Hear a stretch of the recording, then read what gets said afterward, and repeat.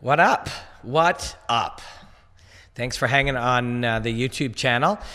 This is Budo, Canada, and it's in North York in Toronto. My friend Ivan said, yeah, come in and use the place. We've recorded and shot a lot at our friend Stu's at Playdead, and right now they have a record store in there, and so we're here. But we shoot on the road, we shoot wherever, because if we get a chance to talk about fighting, we talk about fighting. That's what we do. If you hear an echo, this is a big boardroom. We are going to talk about Stipe Miocic, or Miocic. Whenever I need a perfect pronunciation, I ask my friend John Anik. Miocic. That's how he says it. So that's what it is. I did ask Stipe once. I sat down and had lunch with him on something. I forget what we called it, but it was Fight Network. If you Google my name and Stipe's, we had lunch together and chatted. Miocic. That's how he says it. And Francis Ngannou. Francis is enormous. Stipe also. Listen, we're going to dig into this fight at least 2 more times over the next 2 weeks. And we're going to peel back a little further layers. What's on the surface? Hey, Jordan Mean, what up? What's on the surface when you look at Stipe versus Ngannou? You know, the top layer is very simple. You certainly don't need me for that. Sorry about that sound. You don't need me for that. You don't need Rogan. You don't need Dan Hardy for the top layer. You can see the top layer. They're enormous. They're freak athletes. They have unbelievable speed and footwork. They're very agile for their size. This is all stuff you all know. You know what I mean? It's an interesting job. I don't think this isn't really a job. This is just, I get the chance to talk about fighting all the time. But when we do it as a job, I get the chance to talk about it with my friends who are, you guys who are equally interested in the minutiae as I am. But I have jobs. TSN is this great TV channel in Canada, and they're bringing me in to analyze this fight for a mainstream sports audience. Very different. When I do that, I do have to say to somebody who's just come from watching Canadian football or curling, yes, curling is very big here in Canada. It really is, for real. It's not just the Simpsons thing. Is I have to tell those guys, these are the biggest athletes. These are heavyweights. They have both knocked out guys. And Stipe's coming off 4 first-round knockouts of his own, don't forget. We have to discuss that they've knocked out everybody they faced in the first round over the last couple of years. That Stipe has taken out Verdum, who has taken out the very best. That Francis is young, fast, powerful, athletic, a freak athlete. We have to talk about those things when we are talking to a regular mainstream sports audience who's never heard of these guys. You know, get them excited. You know, but we don't have to talk about those things with you guys. You know that. Anybody on Twitter that has UFC in their handle can tell you these are the fastest, strongest, best athletes with sharp striking who KOs everybody. Okay, we don't need to discuss that. So what we want to do is look a little deeper. How and why? What's going on? What's really happening? And so when you do that, for me, what happens is you get questions. So there are no experts in almost anything, because if we go 30 years into the future, we'll have access to so much more knowledge, assuming we're all still here. There are only good students. So if anybody tells you they're an expert in fighting, you know right away that they're not a good student, because they would know that there are no experts. But to look a little deeper, we'll have questions, and that's okay. That's okay. How and why are these guys the best athletes? How and why are they able to move in ways that featherweights moved 4 years ago? How's that possible? Those are the questions that you come to some guy's personal YouTube channel who's obsessed with fighting for. And those questions are very difficult to answer.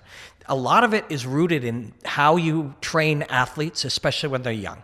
So we have 2, and we're going to talk a little bit about their athletic platform today. We're going to think out loud what our questions are, and then we're going to come back next week and the week of the fight and go a little deeper. But the real questions that I have is first of all, how you make the athletic platform so big, high, them so athletically capable. And I don't just mean the simple things, because those are obvious again to you. They're strong and they're fast and they're explosive and they create a lot of power, right? Those we can see. But those more subtle, advanced athleticisms, like direction change, agility, the ability to, with mechanical inefficiency, be able to generate power. That's fascinating. In some of Stipe's wins, both knockouts, taking out Arlovsky, slide back, boom, counter, make him miss and counter. Left, it was his left, yes. Makes him miss, and while off balance, I have a sore shoulder, but while off balance, he counters.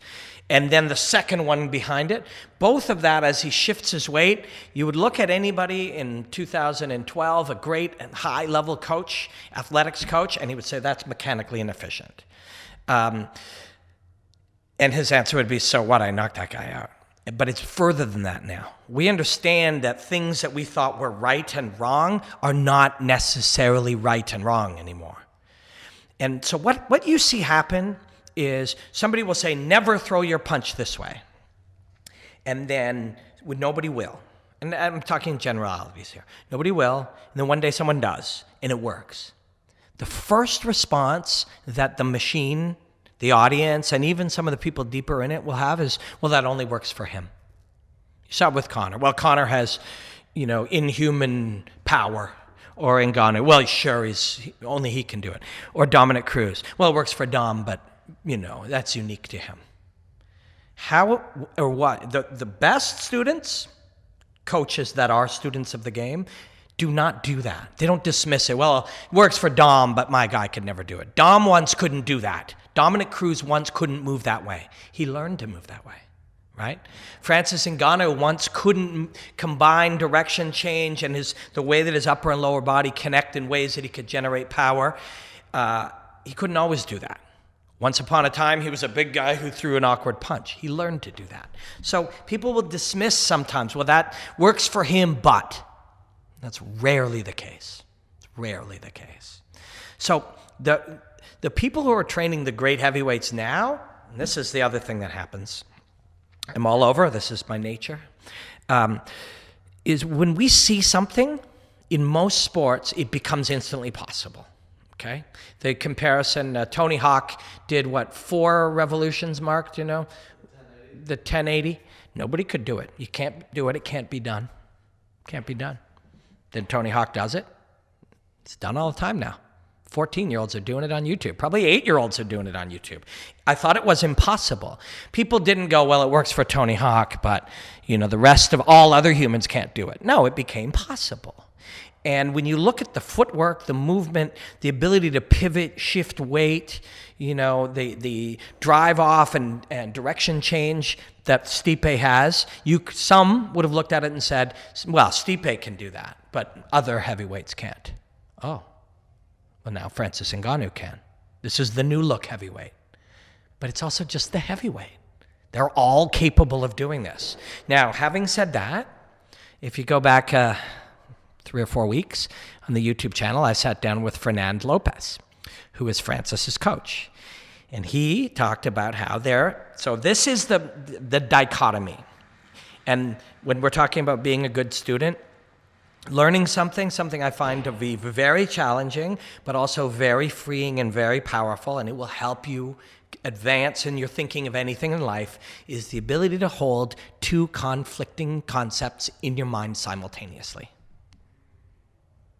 So 2 conflicting ideas, to be able to be at peace with having them rub against each other in your mind. Very powerful. So on one level, we are all capable of doing what Francis Ngannou does, relatively speaking. Or all 260-pound men are capable of that. In another and simultaneously conflicting piece of information, Francis Ngannou is genetically superior to other heavyweights. Those things rub against each other very, very aggressively, right? How can he both be genetically better and yet they're all capable of it? Because these are just perceptions, perspectives, the way we look at things. There's science, there's factual natures to these things, but some of it is that human element. Once upon a time, you couldn't 1080? 1080, couldn't do it. Wasn't possible. Oh, wait, it is possible. Now everyone does it. The quad in figure skating couldn't be done. Now you do that in high school. And learning to move like a running back is something Stipe was doing, and now Ngannou's doing it.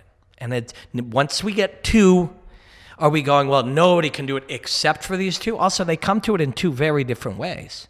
Francis Ngannou comes to this ability by being by his coach's words on our YouTube channel, sitting with him in Chicago. Is that Chicago? No, Detroit. Also, Fernand Lopez is brilliant and super cool cat. It's an honor to be able to chat with these coaches and have them on camera and a lot of the time off. The iceberg is under the water, the stuff they're sharing with us off camera. But he said, yeah, I knew this guy was genetically superior. He had genetic gifts. You look at the length of the bone of his upper leg. You look at the size of different bones, skeleton, his outline, the width, the speed, all of these things. He said there's a genetic component. So yes, he said that.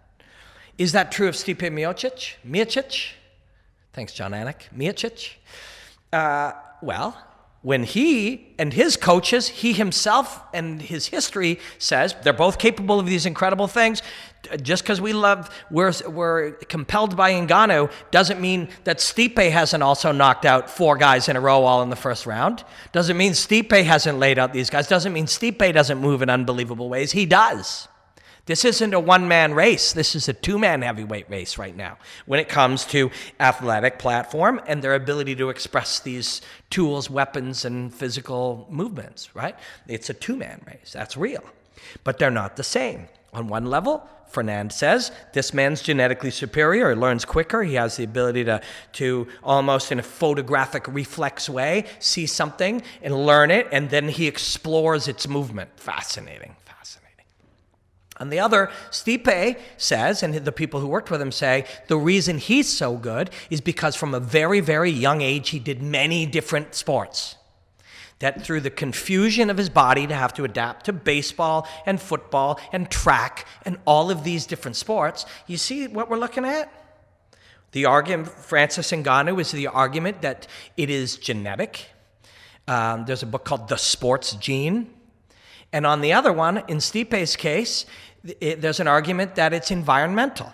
And there's a book called Talent is Overrated. Both of those books are outstanding, and they by brilliant people. Go check them out. I've read them both. They're fascinating. I love them, together especially. And both of them are working with the science that's available and measuring those things. One saying talent is overrated. It's all genetics that says what happens. The other, the sports gene, saying that it's genetics or predominantly. The other one, talent is overrated, saying that it's an environmental. It's training. It's hours spent training. It's learning. Here's our two conflicting ideas in our mind, right? And there's a beauty in all of this. We're watching two fucking enormous monsters, athletically brilliant artists, talented individuals. So we're watching greatness, then we're watching it compete, then we're watching the artistry. For many of us, we love the spectacle, we love the chaos of it. But we're also, with any of the things that you're interested in, you can use them to reshape how you see the world. We live in a world where people just argue. This is true, and this is true, and both not only think what they're saying is true, they're opposites. They both think the other one's insane. First, they think they're ignorant, that they obviously don't know, and if you could tell them, they would know. Then when you tell them everything that you know, and they don't agree, then you think that they're crazy. And then, if you discover they're not crazy, you think that they're evil. And that's what our world does. We war with two different ideas, both of which looks at the other one. You know, being right and being wrong feels very similar. You just don't know the difference. We argue all the time with other intelligent people, and either one of us is right and one of us is wrong, or we're both wrong. Most often, we're both wrong. And 100 years in the future, we'll see that we're both wrong. We can't hold conflicting ideas in our mind. It hurts us. Well, this fight is about that. It's beautiful. It's brilliant. On one hand, Francis Ngannou, the observations from the brilliant people around him say, and the fact that he's only really been doing this 5 or 6 years.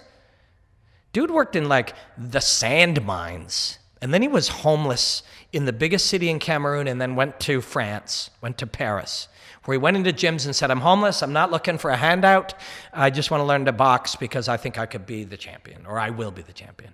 That was like 6 years ago. That supports the genetic argument that he's genetically better. And not just the length of his bones and the sinew of his muscles, but the genetic ability to learn rapidly. And Stipe, it's like, well, he was a great athlete all his life, trained, worked hard, learned many different things. His body adapted to all of the different sports, and he works extraordinarily hard with really intelligent people. What's Stipe's boxing coach again? Alex Cooper. I'm sorry, Alex. Another interview we've got earlier on the YouTube channel. Please check it out. About hard work and learning. Two conflicting ideas. And you know what the other thing is? We're going to come back to this. We're going to talk about it way more in different ways. Also, please go to Instagram. If you see anybody leaving notes, so why don't you just break it down? Who's going to win? What about, that's okay too. I shouldn't imitate people's voices. They have the right to like whatever they like. But if you see that, it's probably they didn't get this far. I'm recommending please go to my Instagram, @RobinBlackMMA. You'll see a 1-minute breakdown of the technique of Francis Ngannou. I still do that. It's just, this is where I learn, research, throw ideas out there, try to search for different layers. But there's a 1-minute Stipe breakdown. Joe Rogan tweeted it out. As of right now, there's 100,000 people watched it on Twitter, which is so cool. Thanks, Joe. That's really kind. I still do that. This is a different thing. This is my private YouTube channel where for pleasure I explore ideas, and a lot of times I don't come up with the answers, and that's okay. But this one, two conflicting points of view. That's fighting just as much as these two different men are fighting. These two brilliant athletes are fighting. Two perspectives are fighting. That's exciting. It's really exciting. But we don't know the answer. But one thing I can tell you is if Stipe wins, that doesn't mean, talent is overrated. That doesn't prove that book is correct. And if Francis lays him out, it doesn't prove that the sports gene is correct. These two conflicting ideas will have to fight for years and years. And ultimately, what we're probably going to discover is they're both right. There's elements of both that sit in there all the time. John Jones is incredibly genetically gifted. And I always find it undermines some of these athletes to just put too much emphasis on that. But you look at the length of his skeleton, the shape of his body, the way that his weight is distributed, the lightness of his feet. And by his own admission, he doesn't work that hard. So there's a genetic element. But also, genetically superior isn't enough to do it forever. Where is he right now? Suspended. Fucked up. Doesn't have found ways to sabotage his own success. And other times, the power of a running back's legs blow out his knee because it's a weakness in his knee compared to the muscle of his leg. So it's not just that. But at the same time, no matter how hard I trained all my life, I'd never beat Conor McGregor. Hard work isn't necessarily it. In the end, it's going to be both. But whichever fighter wins is not, well, there it is, we have our answer. We don't. Let's keep asking questions forever. More questions. How and why? So I'm going to do 2 pieces for TSN. It's really fun working for them. On Francis Ngannou, one on Francis versus Stipe. Doing those over the next few days. They'll open up some new questions for me that I'll study and find the answers to. And in analysis number 2, I'll have some further. I'm also going to call a couple of strength and conditioning coaches and propose some of these questions at them. John Chainberg, I'll be calling you. Some other Shara in Vijant in Edmonton, I'll be calling you. And I'm going to pursue some different aspects of their strength and conditioning. Then I'm going to take that information and I'm going to apply it to how they express the technique for part 3. Okay, so I hope you're along for the ride. If you want some of my shirts, this one says Flim Flam, Robin Black. There's some other ones. It's shoprobinblack.com. And please check out Instagram and Twitter because I'm doing those 1-minute breakdowns. We're not able to put them up on YouTube. They get yanked right away. So they'll just be embedded in Instagram and Twitter @RobinBlackMMA. We're going to do one on Stipe over the next 2 or 3 days and one on Ozdemir a couple days after that. There's 3 up right now, plus one we did Bisping versus Calvin about a month back. If you scroll down my Insta, you'll find it. Super fun. But yes, much more coming. I'm sorry I left you with more questions and answers, but that is what I do. And then I try to find the answers as best I can, which just raises new questions. But also, I'm not drinking this vodka. I just thought it looked really cool. And apparently Dan Aykroyd owns this, so we just put it out here. Thanks to our friends at Budo MMA or at Budo Canada. And yeah, it was fun. Look for Ask Robin Black, number 16 or 17. I don't know what it is. We're going to record that in the next hour or two. It should be out in the next day. Thanks, guys. UFC 220, we'll come back 2 more times to examine this fight. And, of course, we're going to examine my man Daniel Cormier and Ozdemir as well. Got an interview with Dan about a week ago on the YouTube channel. Please check it out. Till then, till next time, enjoy the hostilities, my friends.